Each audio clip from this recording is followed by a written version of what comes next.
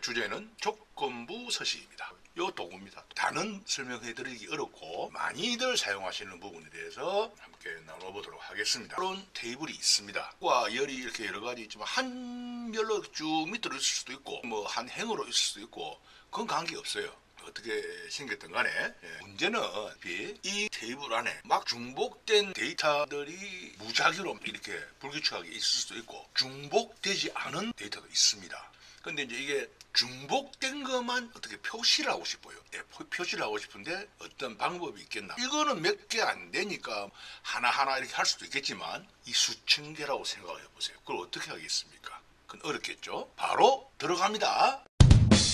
조건부 서식 탭에 누릅니다. 이렇게 해서 밑으로 쭉 내려가시면 새 규칙이라고 보이죠. 대화창이 나타납니다. 거기서 여러 가지가 있는데 고유 또는 중복값만 서식 탭을 누릅니다. 기본적으로 중복에 체크되어 있습니다. 중복된 값을 표시를 하겠다. 서식에 들어갑니다. 표시 형식, 글꼴, 테두리 여러 가지 있는데 채우기. 오늘은 채우기를 하겠습니다. 채우기에 노란색.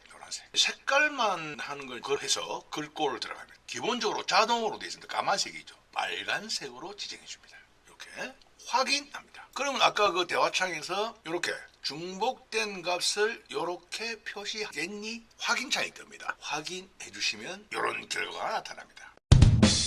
중복된 것만 여기. 예를 들어서 유재석이나 춘향이 이런 장윤정, 아이유 이런 건 지금 중복되지 않았습니다. 각기 고유의 하나의 값입니다. 자, 이번에는 그러면 중복되지 않은 거, 고유한 것만 보고 싶다. 그럼 다시 새 규칙 들어가는 게 아니고 여기서 규칙 관리로 들어갑니다. 창이 뜨죠? 규칙 편집.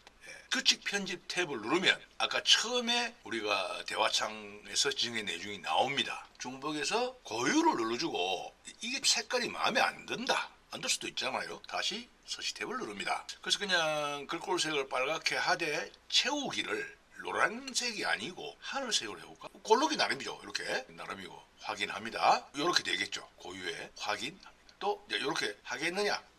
중복되지 않은 값들, 데이터들만 또 이렇게 표시가 됩니다. 조건부 서식이 아니고 여기다가 채우기에서 색깔을 채운 거. 지금 현재 셀이 노란색이다 라는 거거든요. 그런데 이건 채우기가 아닙니다. 채우기 없습니다.